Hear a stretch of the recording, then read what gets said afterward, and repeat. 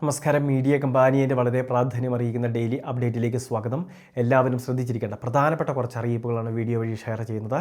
ഏറ്റവും ആദ്യത്തെ പ്രധാന അറിയിപ്പ്, കിസാൻ സമ്മാൻ നിധിയുടെ വർഷം 6000 രൂപ ലഭിക്കുന്ന കർഷകർ. ഈ കഴിഞ്ഞ ദിവസങ്ങളിൽ നമുക്ക് 2000 രൂപയുടെ വിതരണവും ഉണ്ടായിരുന്നു. ഈ സഹായമെല്ലാം മുടങ്ങാതെ ലഭിക്കുന്നവർ ശ്രദ്ധിക്കുക. കേന്ദ്ര സർക്കാരിൻ്റെ ആവശ്യപ്രകാരമാണ് അഗ്രി സ്റ്റാക്ക് ഫാർമേഴ്സ് ID കൃത്യമായിട്ട് ജനറേറ്റ് ചെയ്യുന്നതിന് വേണ്ടി കിസാൻ സമ്മാൻ നിധിയുടെ കർഷകരോട് കേന്ദ്ര സർക്കാർ സംസ്ഥാന സർക്കാരും അഭ്യർത്ഥിച്ചത്. ജൂലൈ മാസം 31 വരെയായിരുന്നു സമയം അനുവദിച്ചത്. അതിനു മുൻപ് തന്നെ പക്ഷേ സൈറ്റ് ബ്ലോക്കായി. OTP ഉൾപ്പെടെയുള്ള കാര്യങ്ങൾ ലഭിക്കാത്ത സാഹചര്യമുണ്ടായി. താൽക്കാലികമായിട്ട് നിർത്തിവെച്ചിരിക്കുകയാണ്. പക്ഷേ എല്ലാ കർഷകരും ഇത് എടുത്തേ മതിയാകൂ. ഇതെടുക്കുന്ന കർഷകർക്കായിരിക്കും തുടർന്നുള്ള ഗഡുക്കൾ മുടങ്ങാതെ ലഭിക്കുക. ആധാറുമായിട്ട് ലിങ്ക് ചെയ്തിട്ടുള്ള മൊബൈൽ, സ്ഥലത്തിൻ്റെ കരമടച്ച രസീതിൻ്റെ പകർപ്പ്, ഇവയുമെല്ലാമായിട്ട് അക്ഷയ സെൻറ്ററിലും കോമൺ സർവീസ് സെൻറ്ററിലും എല്ലാം എത്തിച്ചേർന്നാൽ ഇത് നമുക്ക് ചെയ്യുന്നതിന് വേണ്ടി സാധിക്കുന്നതാണ്. ഇനി ഇത് വീണ്ടും ആരംഭിക്കുന്ന സമയത്ത് കൃത്യമായിട്ട് നമ്മൾ അറിയിപ്പുകൾ നൽകാം. അതുമാത്രമല്ല, നമ്മുടെ സ്മാർട്ട് ഫോൺ വഴിയും ഇത് ചെയ്യാൻ സാധിക്കും, തടസ്സങ്ങളൊന്നുമില്ല. പക്ഷേ ഇപ്പോൾ താൽക്കാലികമായിട്ട് ഇത് നിർത്തിവെച്ചിരിക്കുകയാണ്. അതിനുശേഷം ഇത് പുനഃസ്ഥാപിക്കും. ആ സമയത്ത് ഇത് ചെയ്യണം. ഇത് ചെയ്യുന്ന കർഷകർക്ക് പിന്നീട് കൃഷിഭവൻ തലത്തിലോ അല്ലെങ്കിൽ കേന്ദ്ര സർക്കാർ നിർദ്ദേശിക്കുന്ന മാതൃകയിലോ ആയിരിക്കും ഒരു തിരിച്ചറിയൽ കാർഡ് ലഭിക്കുക. ഒരു കർഷക തിരിച്ചറിയൽ കാർഡ് കൂടി ഇതിൻ്റെ ഭാഗമായിട്ടുണ്ടാകുമെന്നാണ് അറിയിപ്പ് വന്നിട്ടുള്ളത്. അത് എല്ലാ സംസ്ഥാനങ്ങളിലും വിതരണമുണ്ടാകും. കിസാൻ സമ്മാൻ നിധി ലഭിക്കുന്ന കർഷകർക്ക് മറ്റ് ഒട്ടനവധി സഹായങ്ങൾ ലഭിക്കുന്നതിനുള്ളൊരു പ്രധാന രേഖയായിട്ട് ഇത് മാറ്റപ്പെടുകയും ചെയ്യും. ഇനി അത് മാത്രമല്ല, നമുക്ക് നമ്മളുടെ സ്ഥലത്തിനെ അടിസ്ഥാനമാക്കി ഡിജിറ്റൽ റവന്യൂ കാർഡ് അല്ലെങ്കിൽ പ്രോപ്പർട്ടി കാർഡിൻ്റെയൊക്കെ വിതരണം നവംബർ 1 ആരംഭിക്കും. അത് ആദ്യഘട്ടത്തിൽ ആരംഭിക്കുന്നത് റിസർവേ പൂർത്തിയായ വില്ലേജുകളിൽ മാത്രമാണ്. പിന്നീട് പതിയെ എല്ലാ വില്ലേജുകളും പൂർത്തിയാകുന്ന മുറയ്ക്ക് അത്തരം കാർഡുകളും ലഭിക്കുന്നതായിരിക്കും. ഇങ്ങനെ വിവിധ കൃഷിഭൂമിയുമായി ബന്ധപ്പെട്ട് അല്ലെങ്കിൽ കർഷകനുമൊക്കെ ആയിട്ട് ബന്ധപ്പെട്ട് ഇത്തരത്തിൽ വിവിധ കാർഡുകൾ കൂടി വരുന്നുണ്ട് എന്നൊരു കാര്യം കൂടി പ്രത്യേകമായിട്ട് ശ്രദ്ധിക്കുക.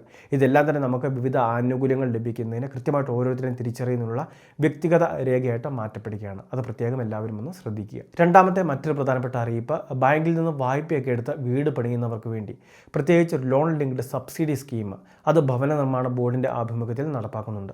ഇതിലേക്കുള്ള അപേക്ഷകൾ ഇപ്പോൾ സ്വീകരിച്ചു കൊണ്ടിരിക്കുകയാണ്. ഓൺലൈൻ വഴി രജിസ്റ്റർ ചെയ്യണം. അതിനുശേഷം ബന്ധപ്പെട്ട രേഖകളെല്ലാം പിന്നീട് സാങ്ഷൻ ആകുന്നവർക്ക് ലോൺ സാങ്ഷൻ ലെറ്റർ, അതോടൊപ്പം തന്നെ ബാങ്കിൽ സമർപ്പിച്ച രേഖകളുടെ എല്ലാം ബാങ്ക് സാക്ഷ്യപ്പെടുത്തിയ പകർപ്പുകൾ, ഇതെല്ലാം തന്നെ പിന്നീട് ഈ ഒരു വെബ്സൈറ്റ് വഴി അല്ലെങ്കിൽ ബോർഡിന് നേരിട്ട് സബ്മിറ്റ് ചെയ്യേണ്ടി വരും. അതെല്ലാം തന്നെ ഈ ഒരു പദ്ധതിയുടെ ഭാഗമായിട്ടുള്ളതാണ്. പരമാവധി സബ്സിഡിയായിട്ട് 25% തുക അല്ലെങ്കിൽ പരമാവധി 3 ലക്ഷം രൂപ വരെയാണ് ലഭിക്കുക.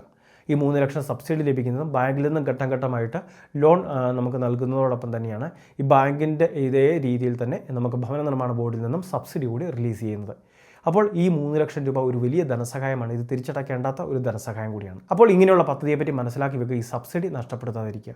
കഴിഞ്ഞ ദിവസങ്ങളിൽ ഈ വീഡിയോയിലൂടെ, അതായത് ഈ സ്കീമിനെ പറ്റിയൊക്കെ വിശദമായിട്ട് തന്നെ നമ്മൾ വീഡിയോകൾ ചെയ്തിട്ടുണ്ട്.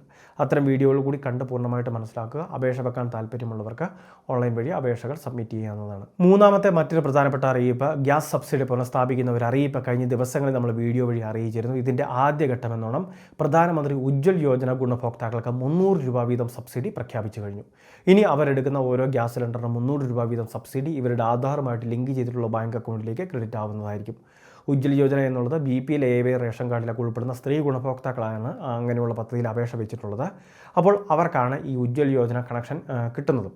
അപ്പോൾ അങ്ങനെയുള്ളവർക്കാണ് ഇത്തരത്തിൽ റീഫില്ല് ചെയ്യുന്നതിന് വേണ്ടി 12 സിലിണ്ടറുകൾക്കാണ് ഒരു വർഷം ധനസഹായം ലഭിക്കുന്നത്. അപ്പോൾ ഈ ഒരു 300 രൂപ വീതമുള്ള സബ്സിഡി പാഴാക്കാതിരിക്കുക. റീഫില്ല് ചെയ്യാനുള്ളവർ അത്തരം ഗ്യാസ് സിലിണ്ടറൊക്കെ റീഫില്ല് ചെയ്തെടുക്കുന്നതിന് വേണ്ടി ശ്രദ്ധിക്കുക. ഇതുകൂടാതെ ബാക്കിയുള്ളവർ കൂടി വളരെ വൈകാതെ സബ്സിഡി പുനഃസ്ഥാപിക്കുകയാണ് എന്ന് കേന്ദ്ര സർക്കാരിൻ്റെ അറിയിപ്പുണ്ട്. 30,000 കോടി രൂപയാണ് ഇതിനുവേണ്ടി ഇപ്പോൾ സർക്കാർ വകയിരുത്തിയിട്ടുള്ളത്. വളരെ പ്രധാനപ്പെട്ട കുറച്ച് ഇൻഫർമേഷനാണ് വീഡിയോ വഴി ഷെയർ ചെയ്തത്. ഇതുപോലുള്ള വിവിധ പദ്ധതി പൊതു അറിയിപ്പുകൾ കൃത്യസമയത്ത് ലഭിക്കാൻ ചാനൽ മറക്കാതെ സബ്സ്ക്രൈബ് ചെയ്യുക, ഫോളോ ചെയ്യുക.